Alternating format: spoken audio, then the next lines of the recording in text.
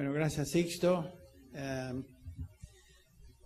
Alguien dijo que Henry Tolopilo no necesita una introducción, necesita una conclusión, porque soy bastante alargado en mis predicaciones. Pero de todas maneras, es un placer estar aquí con ustedes en esta tarde. Es la tercera vez en Ecuador, la segunda vez en Guayaquil. Ya hace unos años que estuve aquí y estoy realmente contento de poder conocer a muchos de ustedes y particularmente estar aquí en la iglesia donde nuestros hermanos Dormi son pastores. La verdad que he tenido una muy buena relación con Sixto estos años, un excelente estudiante, un excelente trabajador y obrero en medio nuestro. Estoy alentado por estar con ustedes hoy y particularmente Sixto, gracias por tu cálida presentación. Muy bien, en esta conferencia estamos aquí para escuchar lo que el Señor tiene que decirnos. Y por supuesto el tema primero que queremos abordar en esta noche es lo que se me pidió, es hablar del pastor y su vida moral. El pastor y su vida moral. Es indudable que en el Nuevo Testamento el elemento crítico de una iglesia son sus líderes. Donde los líderes van, en esa dirección va la iglesia. Si los líderes son mediocres, así será la congregación. Si los líderes son definitivamente pobres, así será la congregación. Si los líderes están confundidos en cuanto a su doctrina, así será la congregación. Entonces es obvio que el pueblo será como su sacerdote, dice Oseas, capítulo 4. Se aplica también al liderazgo de la iglesia. Y en esta noche vamos a abordar el tema particularmente el pastor y su vida moral. Si ustedes recuerdan allá en el capítulo 20 de Hechos, Pablo se dirige a los líderes de la iglesia en Éfeso, y después de haberlos convocados, nos dice el versículo 17, los llamó a los ancianos de la iglesia y les dijo lo siguiente en el versículo 28, tened cuidado de vosotros y de todo el rebaño o toda la grey, en medio de la cual el Espíritu Santo os ha hecho obispos para pastorear la iglesia de Dios, la cual Él compró con su propia sangre. Noten el orden en el cual Lucas, inspirado por el Espíritu Santo, nos dice las palabras de Pablo, tened cuidado de vosotros y del rebaño. Si no tenemos cuidado de nosotros, es imposible tener cuidado del rebaño. Y en esas áreas de cuidado, una de las áreas más importantes, más crítica en la vida de un siervo de Dios, de un pastor, de un líder en la iglesia, es su vida moral, su vida sexual.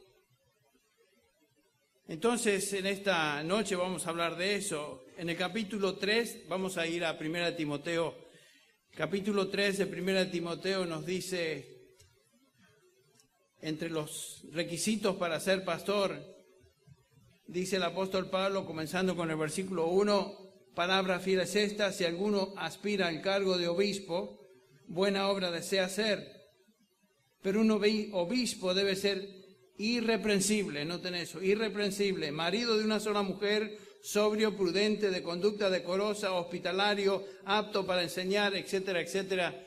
Una serie de virtudes morales, una serie de virtudes piadosas que rodean a la única función principal que aquí se subraya, que sea apto para enseñar, de lo cual hablaremos mañana. Pero es obvio y es sumamente crítico, vital, que el pastor tenga y goce de una excelente reputación, que sea irreprensible. Y una de esas áreas, obviamente, de reprensibilidad o irreprensibilidad, tiene que ver con su conducta moral. Y para abordar el tema, para hablar del tema, hoy vamos a estar examinando lo que el apóstol Pablo nos enseña en Primera de Tesalonicenses. Vamos a abrir nuestras Biblias a Primera Tesalonicenses, donde Pablo nos enseña acerca del pastor, del cristiano en general, pero en el caso de nuestro contexto en esta conferencia seríamos nosotros, el pastor, los líderes y la pureza sexual. Vamos a dar lecturas del versículo 1 hasta el versículo 8 de Primera de Tesalonicenses 4. Estoy dando lectura en la Biblia de las Américas, que dice así: Por lo demás, finalmente, hermanos, os rogamos pues, y os exhortamos en el Señor Jesús, que como habéis recibido de nosotros instrucciones acerca de la manera en que debéis andar y agradar a Dios, noten, ese es el tema general de este pasaje, como de hecho ya andáis, así abundéis en ellos más y más, pues sabéis qué preceptos os dimos por autoridad del Señor Jesús.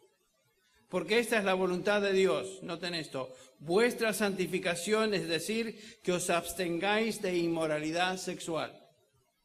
Que cada uno de vosotros sepa cómo poseer su propio vaso en santificación y honor, no en pasión de concupiscencia como los gentiles que no conocen a Dios. Y que nadie peque o defraude a su hermano en este asunto, porque el Señor es vengador de todas estas cosas, como también antes os lo dijimos y advertimos solemnemente. Porque Dios no nos ha llamado a impureza, sino a santificación.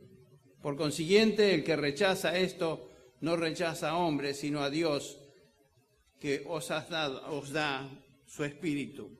Vamos a orar antes de comenzar. Padre, te pedimos en esta noche que tú nos instruyas, quita de nuestra mente y corazón cualquier distracción.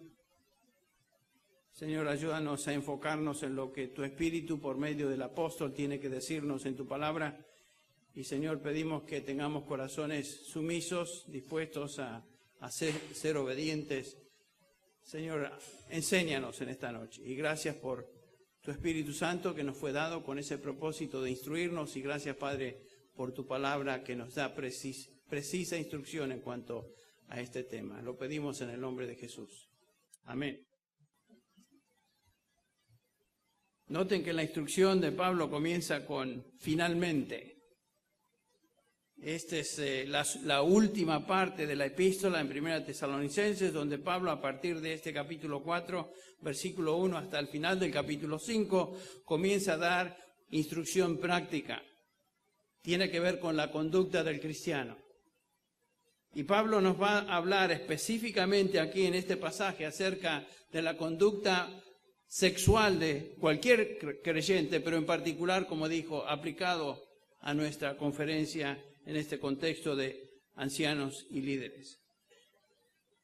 No hay duda que nos encontramos en una época de desenfreno, de libertinaje sexual, donde miremos nos encontramos bombardeados por imágenes, músicas, canciones, palabras que exaltan la expresión perversa del sexo.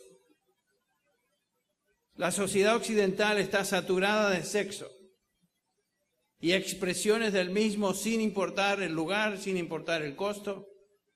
Pareciera que hoy nadie tiene vergüenza ni pudor en cuanto a lo que hace algunos años atrás, por lo menos, se reservaba para conversaciones en privado o contextos muy particulares. El sexo y sus manifestaciones perversas, aún las más extremas, hoy son abiertas, son descaradas. Y no solo que la sociedad en general lo acepta, sino que no lo condena. Y no solo eso, sino que lo tolera sin ningún problema y hasta lo celebra como si fuera algo virtuoso. Ser abierto, aceptar a todo. Hoy tenemos, no sé que existen en Argentina, existen en Estados Unidos, existen en Europa, existen en México, no sé si aquí en Ecuador, desfiles dedicados a los homosexuales. Y todo lo que ellos despliegan en esos desfiles es realmente impresionante.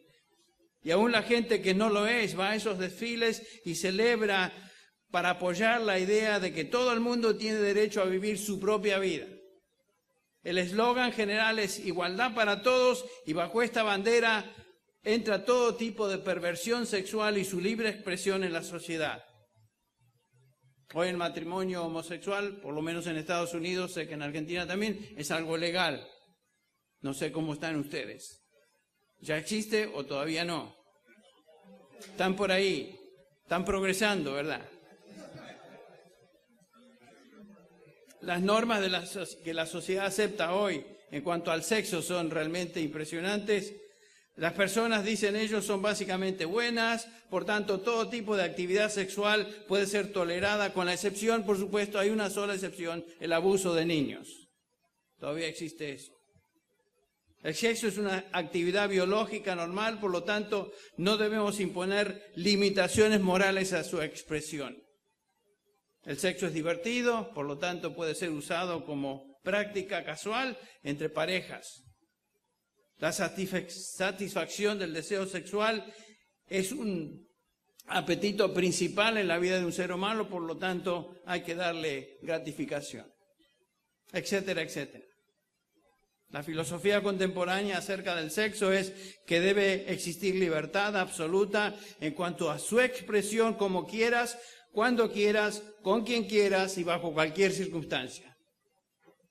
Nos podemos hacer la pregunta, tal vez, ¿ha existido en una época peor de la que hoy vivimos en cuanto al desenfreno sexual?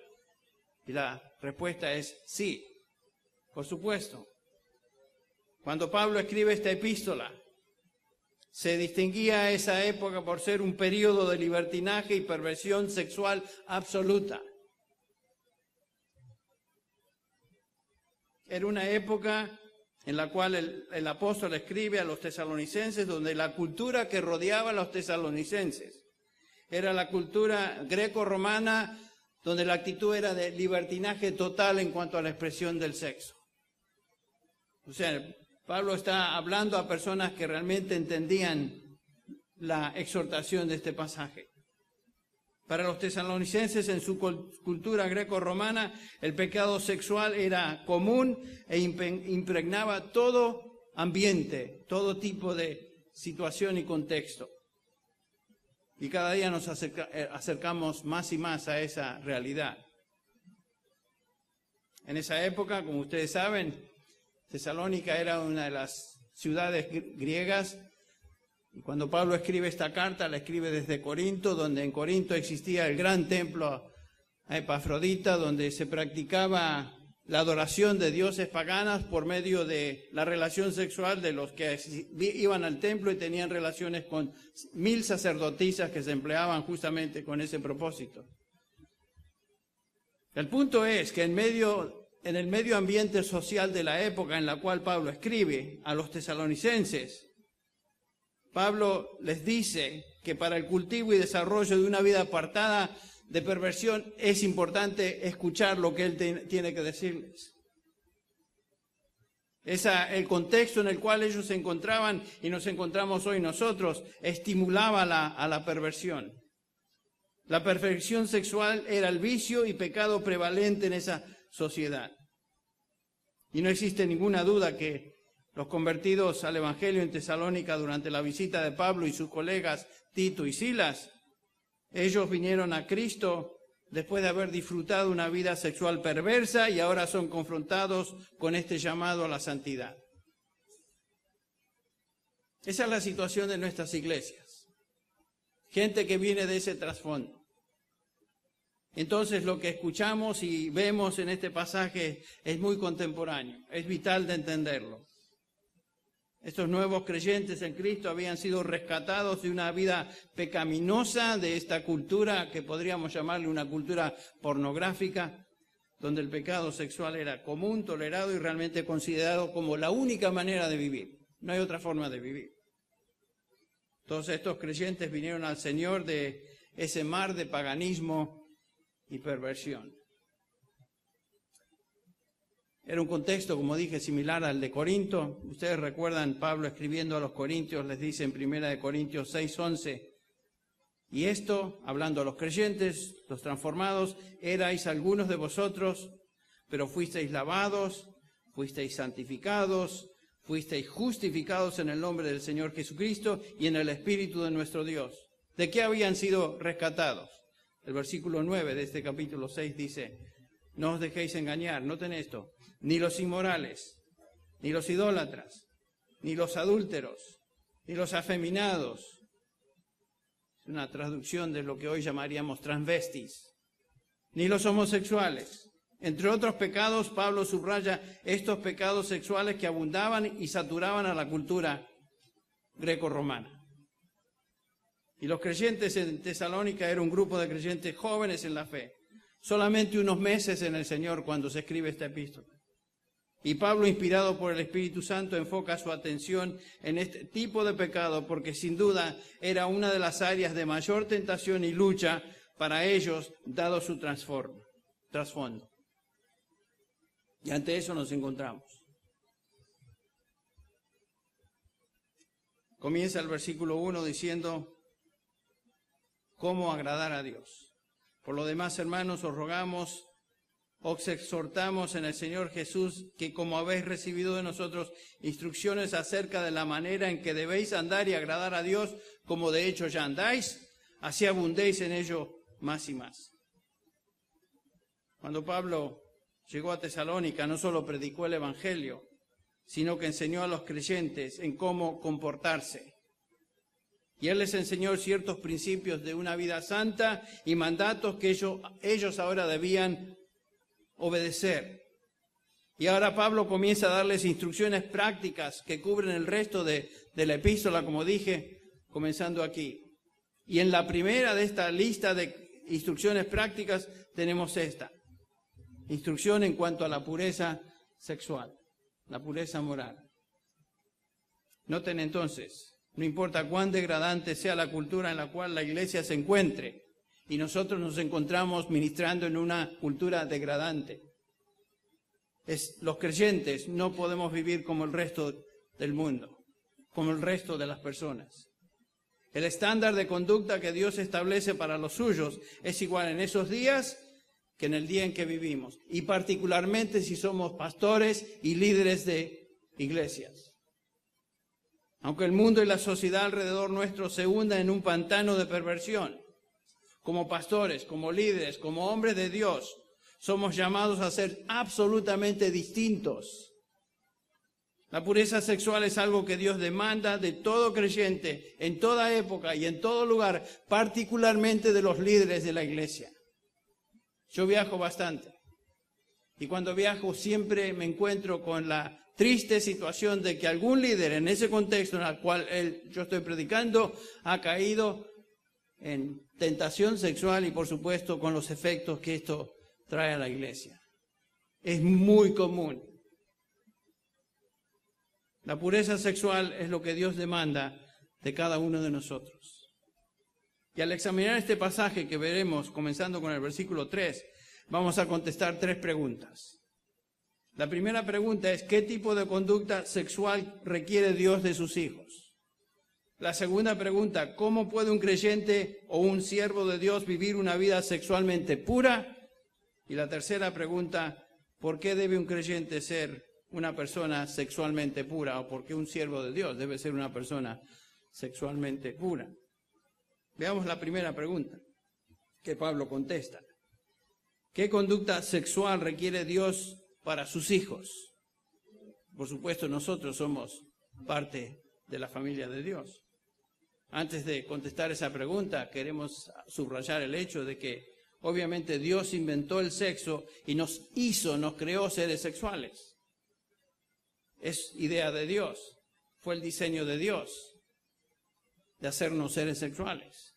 Pero el ejercicio de nuestra sexualidad es limitado para ser usado dentro de un contexto muy particular que es el matrimonio. Nos dice Génesis 2 que el Señor creó, primero en el capítulo 1, el Señor creó a Adán, Eva, varón y hembra los creó, y por lo tanto continúa hablando de eso el pasaje. Por lo tanto dice, Moisés dejará al hombre a su padre y a su madre y se unirá a su mujer y los dos serán una sola carne. Esto es idea de Dios. Esto es creación de Dios. En el capítulo 1 de Génesis, versículo 31, Dios vio todo lo que había creado y era sumamente bueno. No es simplemente bueno, extremadamente bueno. El sexo es idea de Dios. Dios nos hizo Y Dios desea que el sexo se disfrute dentro de un contexto muy particular, que es el matrimonio. ¿Y qué requiere Dios de nuestra conducta sexual? Versículo 3. Lo leemos. Porque esta es la voluntad de Dios, vuestra santificación, es decir, que os abstengáis de inmoralidad sexual. Es muy claro. Esta es la voluntad de Dios. Los creyentes en general luchan con el tema de la voluntad de Dios. Muchos creyentes viven pensando cuál será o qué será la voluntad de Dios para mi vida. Entre muchas cosas, esto precisamente, específicamente, es la voluntad de Dios. En el área del sexo, esta es la voluntad de Dios. Y comienza el versículo 1 diciendo estas palabras: como os conviene conduciros y agradar a Dios. Esta es otra manera de expresar andar en la voluntad de Dios. Todo creyente tiene aspiraciones, anhelos, todos tenemos ideas dados por el Espíritu Santo para hacer aquello que Dios desea que hagamos. Esta es su voluntad. Y la mayoría de nuestros problemas como creyentes, como hijos de Dios, como siervos de Dios, es porque no nos olvidamos o ignoramos las cosas que Dios desea que hagamos. En otras palabras, nos olvidamos cómo agradar a Dios o no sabemos cómo agradar a Dios. Bueno, aquí tenemos una instrucción específica, obviamente dirigida a todo creyente, pero en particular en esta noche dirigida a nosotros, hombres de Dios. La clave de una vida victoriosa y satisfecha es conocer y obedecer la voluntad de Dios, hacer lo que a Él le agrada y abundar en ello más y más, dice el apóstol. Este es un principio que abarca todo el Nuevo Testamento y el principio incorpora a todos los demás. Esta es la voluntad de Dios, que Pablo, vuestra santificación. ¿Qué quiere decir santificación? La palabra que aquí se traduce como santificación es hagiasmos, que simplemente quiere decir separación, estar separado. Es una referencia al proceso que comienza en el momento de salvación. Desde el momento que somos salvos, fuimos llamados por Dios a ser separados del mundo, del pecado y separados para Él y para su uso.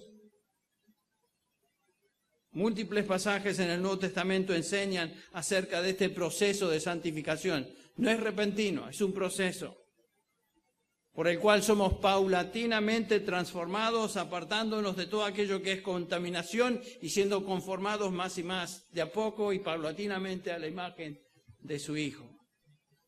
En Romanos 6:19 nos dice Pablo, no tienen que buscar, se los leo. Hablo en términos humanos por causa de la debilidad de vuestra carne. Porque de la manera que presentasteis vuestros miembros como esclavos a la impureza y a la iniquidad, para iniquidad, así ahora presentad vuestros miembros como esclavos a la justicia para santificación. En el versículo 22, Pablo dice, pero ahora habiendo sido libertados del pecado y hechos siervos de Dios, tenéis por vuestro fruto la santificación y como resultado la vida eterna. Efesios 5:8. Nos recuerda el apóstol, porque antes erais tinieblas, pero ahora sois luz en el Señor. Andad como hijos de luz. Así que, amados míos, dice Filipenses 2:12, tal como siempre habéis obedecido, no solamente en mi presencia, sino mucho más en mi ausencia, ocupaos en vuestra salvación con temor y temblor. Porque Dios es quien obra en vosotros tanto el querer como el hacer para su beneplácito. Una y otra vez el Nuevo Testamento nos llama a ser distintos, a ser separados, a ser apartados de todo lo que Dios odia y conformados a su voluntad, a agradarle a Él.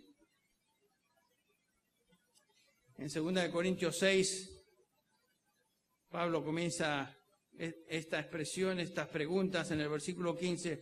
¿Qué armonía tiene Cristo con Belial? ¿O qué tiene que ver, qué tiene en común un creyente con un incrédulo?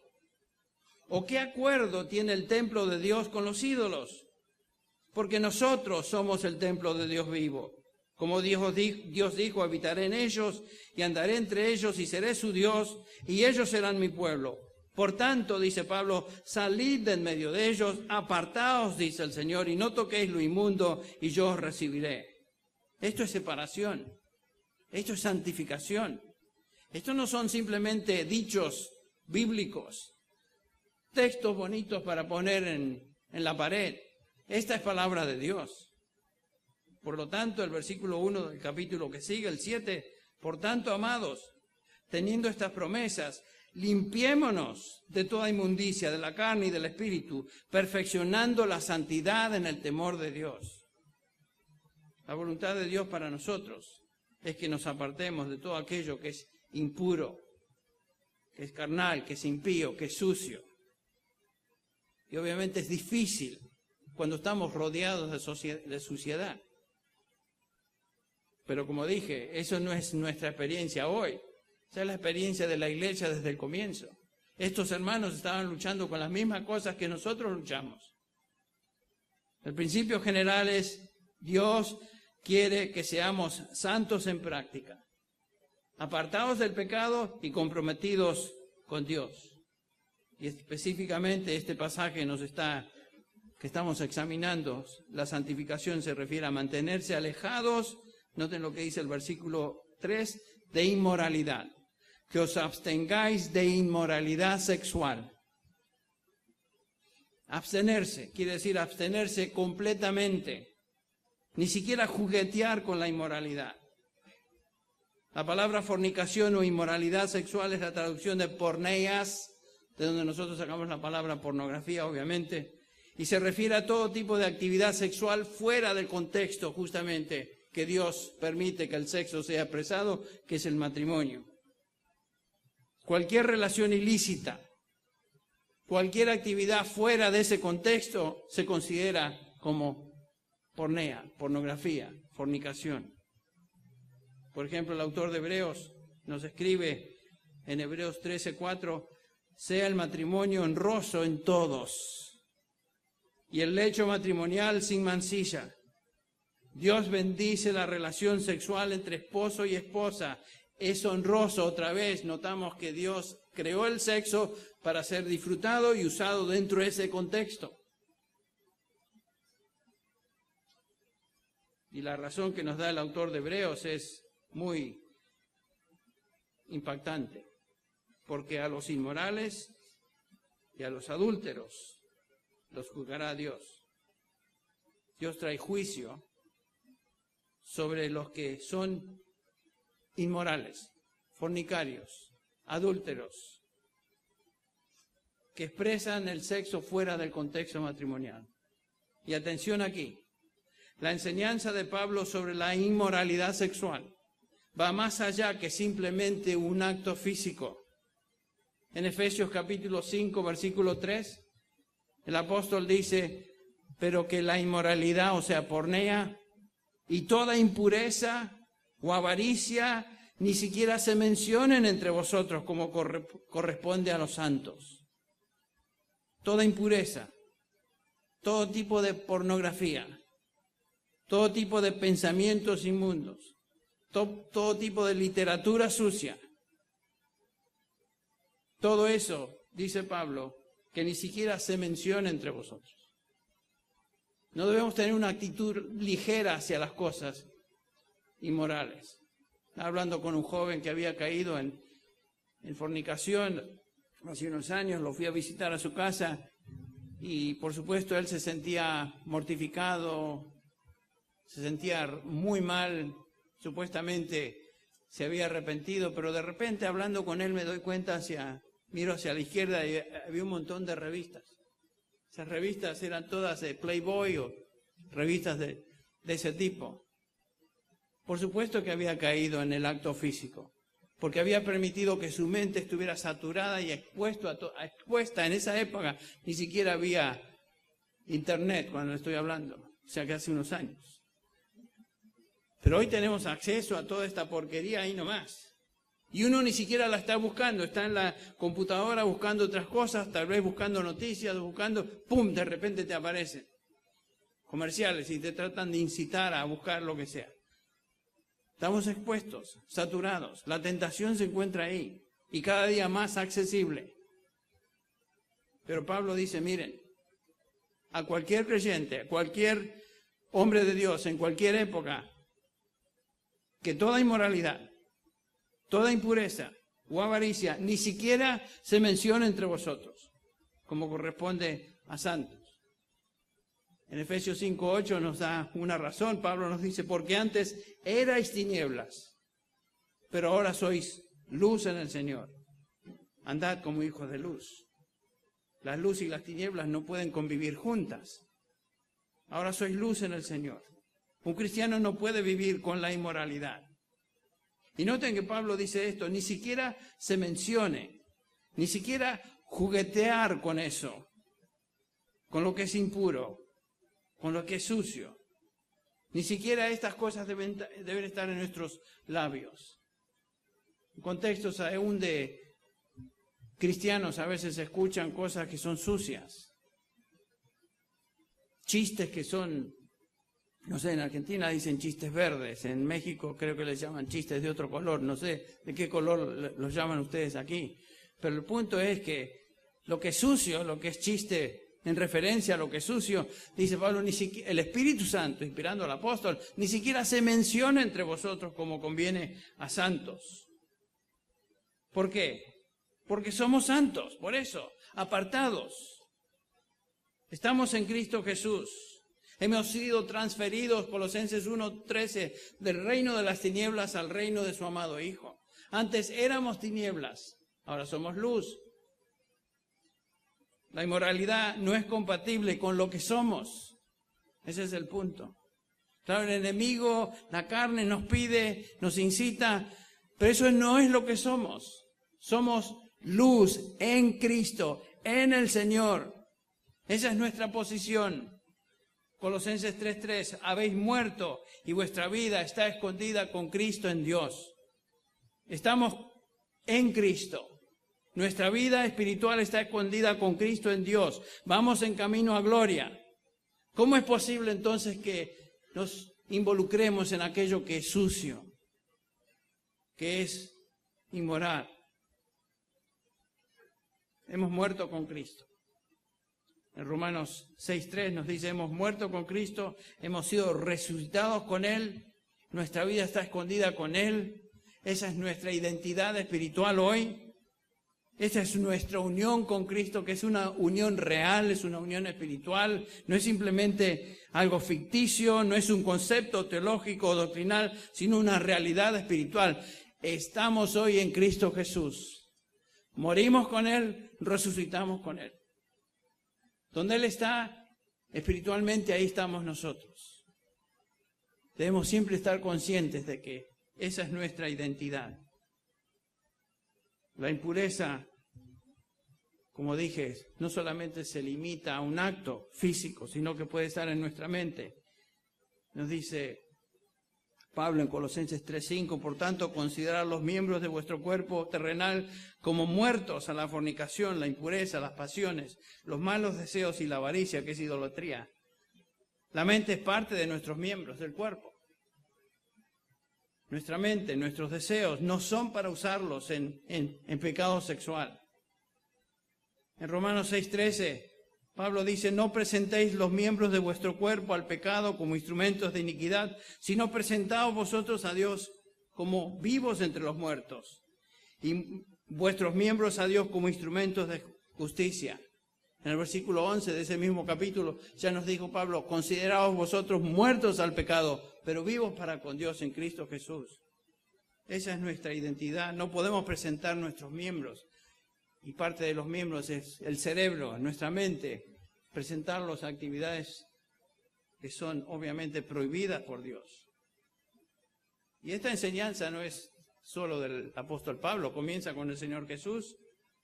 Cuando Jesús nos habla del adulterio, no solamente como un acto, sino que como algo que comienza aquí en la mente. ¿Recuerdan ustedes en el Sermón del Monte, Mateo 5:27? Habéis oído que se dijo, dice Jesús, no cometerás adulterio. Pero os digo que todo el que mire a una mujer para codiciarla, ya cometió adulterio con ella en su corazón. ¿Noten eso? Lo sabemos. Pero uno puede ser adúltero y fornicario delante de Dios, aunque nunca cometa un acto sexual. El pecado se lleva a cabo en el corazón, en la mente. Entonces, tenemos que tener mucho cuidado. ¿Qué más desea el enemigo que destruir a aquellos que son ejemplos a la grey? pastores y ancianos de una congregación, hacerlos caer ahí. Y cuando un pastor cae, el impacto a la congregación es realmente terrible. Lo he visto con mis propios ojos en la vida de personas que han sido líderes en la iglesia y han devastado iglesias. Entonces, cuando Pablo dice a los tesalonicenses, porque esta es la voluntad de Dios, vuestra santificación, que os abstengáis de inmoralidad sexual, él está hablando de abstinencia total, en pensamiento, en miradas, en hechos. La Escritura claramente enseña que una persona que habitualmente comete estos pecados no es del Señor. Ya lo vimos en 1 Corintios 6:9. ¿O no sabéis que los injustos, dice Pablo, no heredarán el reino de Dios? No os dejéis engañar, ni los inmorales, ni los idólatras, ni los adúlteros, ni los afeminados, ni los homosexuales, etcétera, etcétera. ¿Quiere decir esto que un cristiano nunca puede caer en uno de estos pecados? No. Por supuesto que un creyente puede caer en uno de estos pecados. La diferencia es que un creyente no va a practicar habitualmente estos pecados. Porque aquellos que practican estas cosas dan evidencias de lo que son. Son hijos del diablo, no son hijos de Dios. A los Corintios, él continúa escribiendo en 1 Corintios 6:5, ¿o no sabéis que vuestros cuerpos,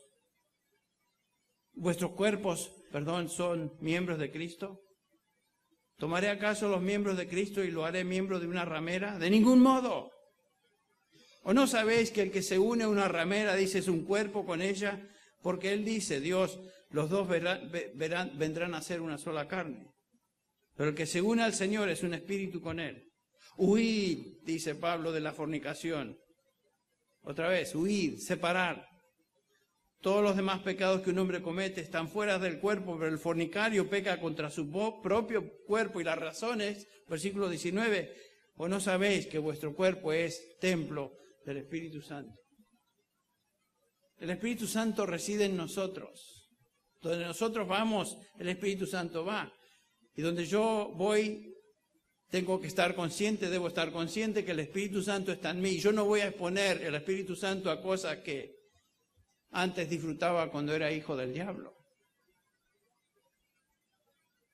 Cuando Pablo escribe esta carta, él se encuentra, como dije, en Corinto. Posiblemente había observado lo que pasaba con creyentes ahí en Corinto. Y esto también, obviamente, le motivó a escribir a los tesalonicenses. Una tremenda advertencia para nosotros, quienes vivimos en este contexto social cada día más perverso y abierto a todo tipo de inmoralidad. Como cristianos, como líderes cristianos, como ejemplos del rebaño, no podemos darnos el lujo de bajar la guardia. No podemos bajar el estándar de Dios en su palabra e imitar al mundo, aunque levemente, en cosas que son impías. Velad y orad, dijo el Señor. ¿Para qué? Para que no entréis en tentación.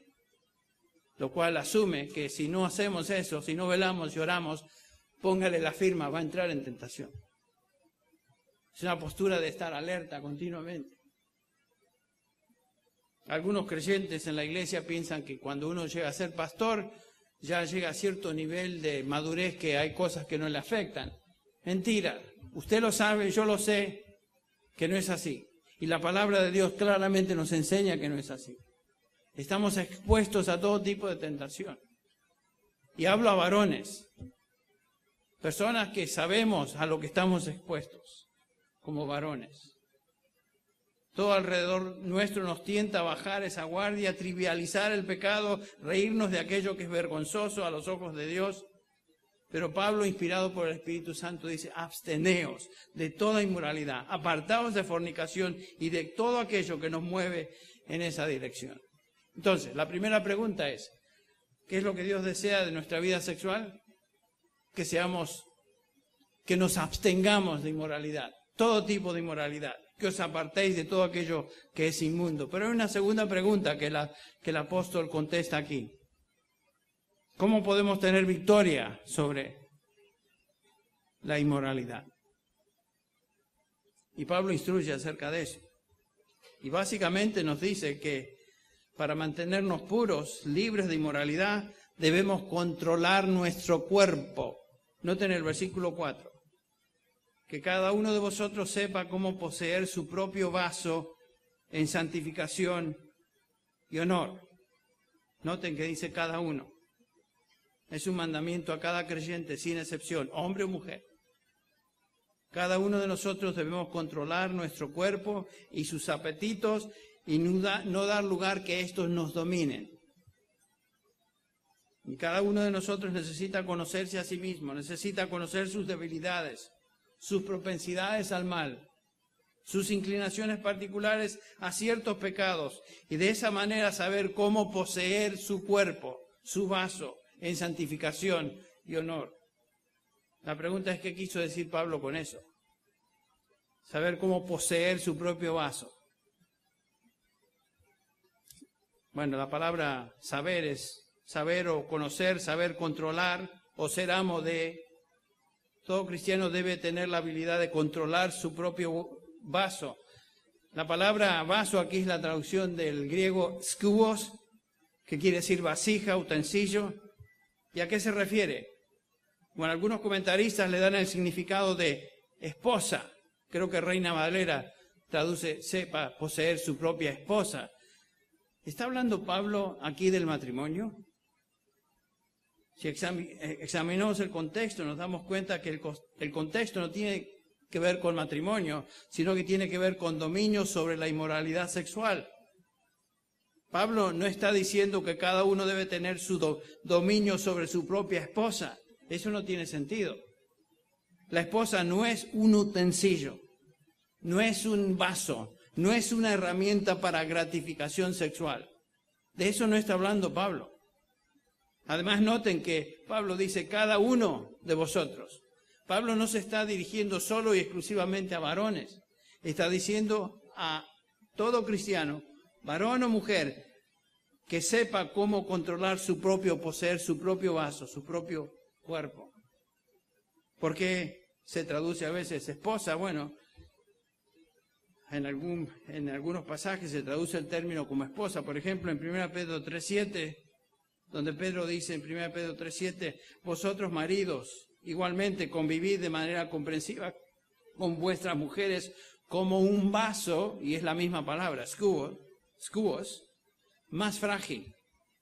Pero aquí Pedro está hablando de una esposa como un vaso más frágil, en comparación al esposo, que también es un vaso, pero no tan frágil.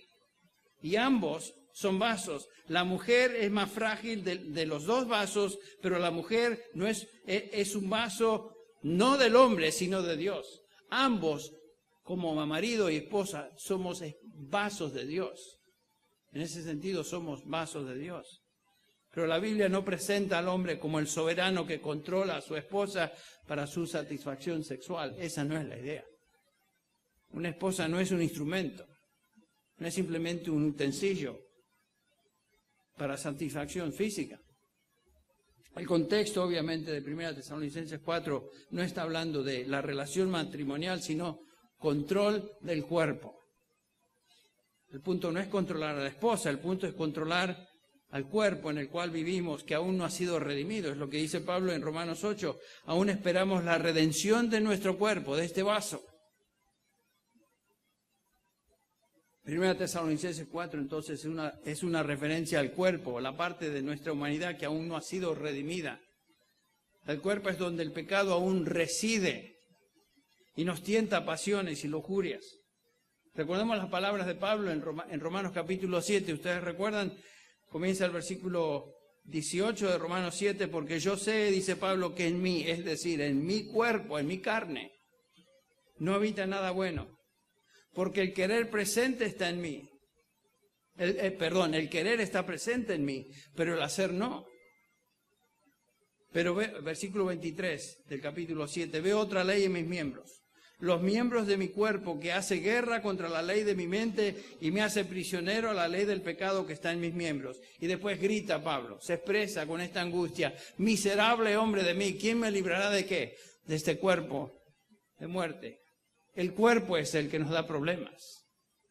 El cuerpo es el que nos tropieza, es el pecado que está en el cuerpo de muerte que nos causa problemas. Y Pablo advierte a los creyentes en Tesalónica a no permitir que sus cuerpos sean usados como vasos, como utensilios para fornicar, para adulterar. No se le puede permitir al cuerpo que haga lo que quiera y lo que apetezca o caeremos en pecado. Es cuestión de control. El cuerpo es para el Señor y para honrarle a Él. Cada cristiano debe aprender la importancia de la disciplina de su cuerpo. El apóstol Pablo aprendió esa lección y nos dice en 1 Corintios 9:27, yo, dice Pablo, golpeo mi cuerpo y lo hago mi esclavo, no sea que habiendo predicado a otros yo mismo sea descalificado. Pablo está diciendo, yo disciplino mi cuerpo, lo hago mi esclavo, esclavo a mi mente, lo controlo con mi mente, no permito que sus apetitos, que son el resultado del pecado que aún está ahí, me dominen. Eso es lo que está diciendo Pablo. ¿Y cómo lo hizo? ¿Cómo pudo controlar su cuerpo? Bueno, la clave para controlar nuestro cuerpo es el Espíritu Santo, quien reside en nosotros, que es justamente lo que Pablo dice en Gálatas 5:16. Digo pues, andad en el Espíritu y no llevaréis a cabo los deseos de la carne. Es lo que está diciendo. La clave es el Espíritu Santo que reside en nosotros. El Espíritu Santo que reside en los hijos de Dios nos da el poder para controlar los apetitos de la carne. Y siempre la lucha está ahí. Ahora, como podemos observar, andar en el Espíritu y no en la carne es un mandamiento. Su mandamiento es un presente imperativo, es algo que continuamente debemos hacer. Y por supuesto no puede ser el resultado de un andar superficial. Cuando el mandamiento es andar en el Espíritu, es algo superficial.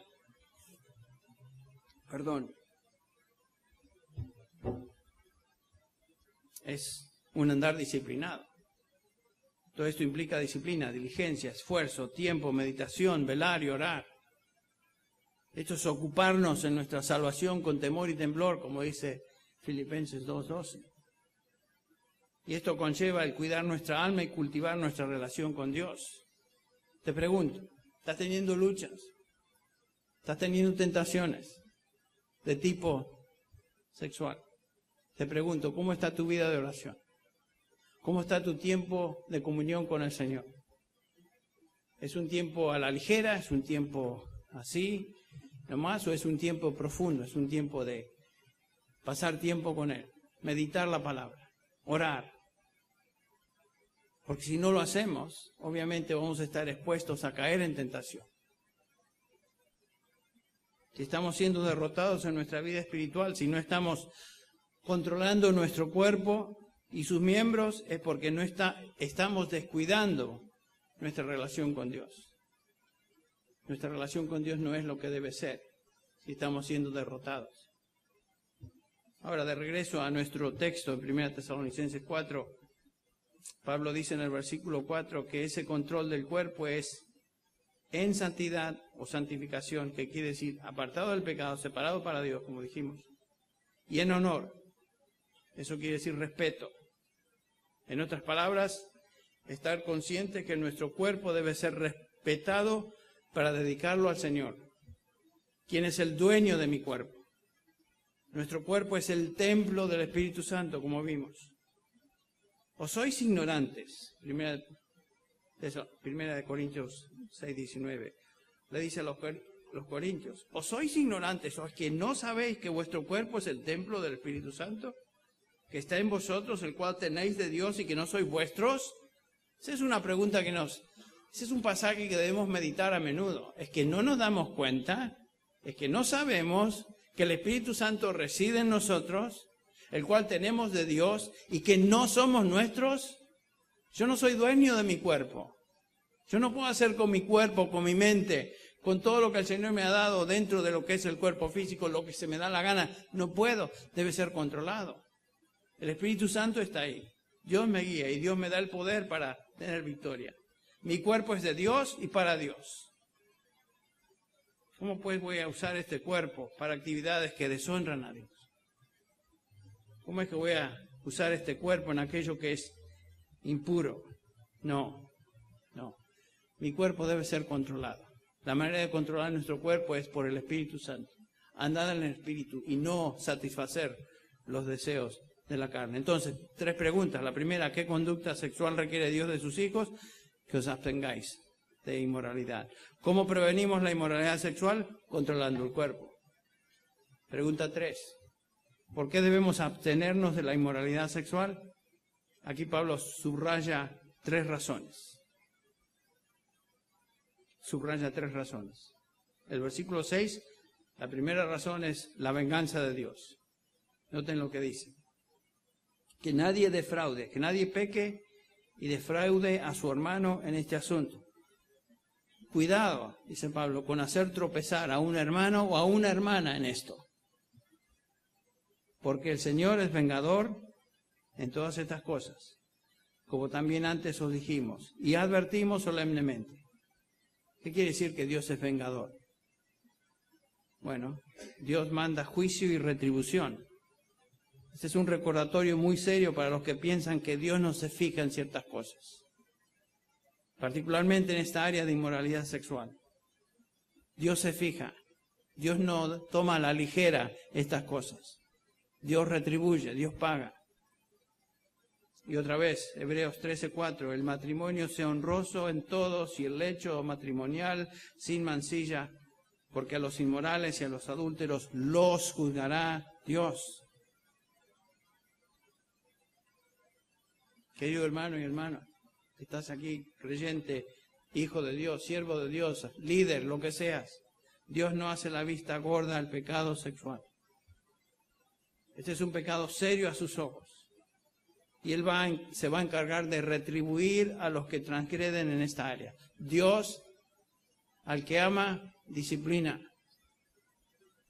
y azota a todo aquel que recibe por hijo. No te expongas a la vara de Dios. No te expongas al juicio de Dios en cuanto a esto. Dios lo va a llevar a cabo. Recordemos que la inmoralidad sexual era increíblemente común en Tesalónica. Y sin duda Pablo les había enseñado sobre este aspecto de la vara de Dios, sobre aquellos que son desobedientes en el área y pecan sexualmente. Por eso él dice, como os hemos dicho y testificado. Entonces la primera razón que debemos abstenernos de inmoralidad sexual que Pablo subraya es que Dios retribuye, Dios trae juicio sobre aquellos que transgreden. La segunda razón, el propósito de Dios, versículo 7. Porque Dios no nos ha llamado a impureza, sino a santificación. Otra vez lo repite. Cuando Dios nos llama a salvación y nos justifica, desde ese momento Dios nos llama a ser santos en práctica. Dios, quien es santo y puro, del cual cantamos, trae salvación a hijos quienes deben manifestar las características de la familia de Dios. Fuimos salvados para ser santos y vivir en santidad. Santidad práctica. No perfección. Nadie es perfecto. Y ninguno de nuestros hermanos en la iglesia van a esperar de nosotros perfección. Lo que sí esperan es un ejemplo de santidad. En Efesios 4:1 dice el apóstol Pablo, yo pues, prisionero del Señor, os ruego que viváis de una manera digna de la vocación con que habéis sido llamados. Y después este pasaje en Efesios también 2, del 8 al 9, que sabemos muy bien, lo conocemos de memoria. Porque por gracia habéis sido salvados por medio de la fe. Y esto no es de vosotros, pues es don de Dios. No por obras para que nadie se gloríe. Hasta ahí lo tenemos bien y lo sabemos de memoria. Pero notaron ustedes el pasaje que sigue, el versículo 10.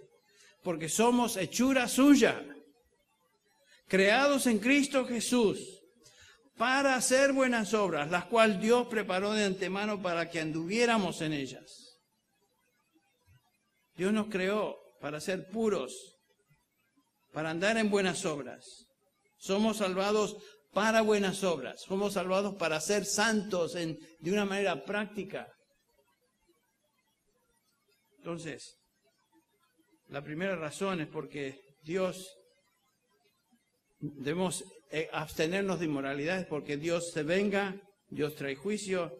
La segunda es porque el propósito para el cual Dios nos llamó es la santidad práctica. Y en tercer lugar, la tercera razón de evitar la inmoralidad es esta: la presencia del Espíritu Santo en nosotros. Versículo 8. La presencia del Espíritu Santo en nosotros. Dice el versículo 8, por consiguiente, el que rechaza esto, no rechaza a hombres, sino a Dios, que os da su Espíritu Santo. Si un cristiano rechaza esta exhortación a apartarse de la inmoralidad, no está rechazando a Pablo, no está rechazando a un predicador. Tal cristiano se coloca en una posición muy peligrosa porque está rechazando a Dios mismo, quien nos dio su Espíritu Santo, quien está en nosotros y por quien tenemos vida espiritual. Dios no solamente nos llama a salvación, como dijimos, sino que nos llama a santificación. Y nos ha dado su Espíritu con el propósito de que Él produzca en nosotros santidad práctica. El creyente que juega con el pecado de inmoralidad en su vida, sea cualquier que sea su manifestación, está rechazando al Espíritu de Dios. Muy sobria la exhortación del apóstol. Es muy sobria la enseñanza del apóstol en este pasaje. Y es algo que cada uno de nosotros debemos tomarnos muy a pecho. Porque como dije, estamos viviendo en una época sumamente inmoral, cada día peor. Somos expuestos a este tipo de tentación continuamente. Y el Señor sabe nuestra debilidad. Nosotros conocemos nuestra debilidad. No podemos estar livianamente y superficialmente considerando ciertas cosas y otras no. Esta exhortación es muy seria del Señor para ti y para mí hoy. Que el Señor nos ayude a discernir y ver la seriedad de la inmoralidad sexual. De cualquier forma que esté tratando de invadir nuestra vida. Si te encuentras luchando con algún pecado sexual y reconoces que lo que hemos estado examinando en este pasaje es tal vez tu experiencia, confiésalo al Señor. Y apártate inmediatamente de eso que es impío, antes de que llegues a un momento de que pases la línea y te desbarranques y sea mucho peor. En un sentido, cuando se me pidió que abordara el tema, yo decía, bueno, yo quería hablar de la exposición bíblica, que lo haremos mañana, pero veo la importancia y la sabiduría de que comencemos nuestra conferencia siendo expuestos a un tema que nos afecta a todos. Tal vez no todos sabemos cómo exponer la Escritura tal como la Escritura nos enseña, pero todos conocemos exactamente lo que nos está diciendo el pasaje en cuanto a nuestra experiencia y nuestra lucha y tentación en esta área. Así que veo que es importante. Y notemos que de nada vale que seamos excelentes expositores de la Escritura si nuestra vida moral es un desastre. Hay mucha gente que tiene labia, que sabe hablar, que sabe exponer, que sabe enseñar. La pregunta es, ¿cómo es su vida moral? Y algunos pecados, dice el apóstol Pablo, le siguen de a poco y se presentan y de repente aparecen más tarde. La verdad y el tiempo van juntas. Y el Señor sabe. Yo me estoy predicando y hablo a mí mismo, hermanos. Yo no simplemente estoy exponiendo la palabra para el beneficio de ustedes. Yo me considero un siervo del Señor que por la gracia de Él hasta el día de hoy me ha mantenido firme, me ha mantenido dentro de lo que es su voluntad. Pero el que piensa estar firme, mire que no caiga. Vamos a orar para terminar. Padre, tú conoces el corazón de cada siervo tuyo aquí, cada hijo tuyo. Tú sabes, Señor, la razón por la cual cada hombre, cada varón, cada hijo de Dios está en este lugar. Y nos has traído hoy aquí. No es un accidente de que estemos aquí. Tú nos has traído para escuchar tu palabra. Y Señor, la exhortación tuya clara y precisa en tu palabra hoy es que nos abstengamos de todo aquello que es inmoralidad. Yo te pido, Padre, que tomemos conciencia de esta exhortación del Espíritu Santo. Señor, que la hagamos nuestra y que obedezcamos, Señor, tu palabra, tu voluntad, porque la bendición tuya siempre sigue a la obediencia.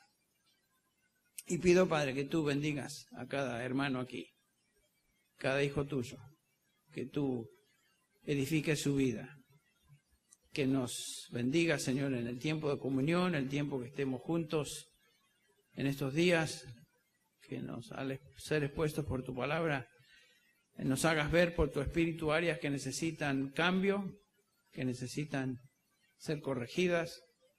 Y, Señor, te doy gracias por esta oportunidad de estar juntos. Te alabamos, Padre. Te alabamos por tu verdad. Te alabamos por tu revelación escrita. Bendícenos el resto de esta noche, Padre. Llévanos con bien a nuestros hogares y bendice el tiempo de comunión que sigue. En el nombre de Jesús. Amén.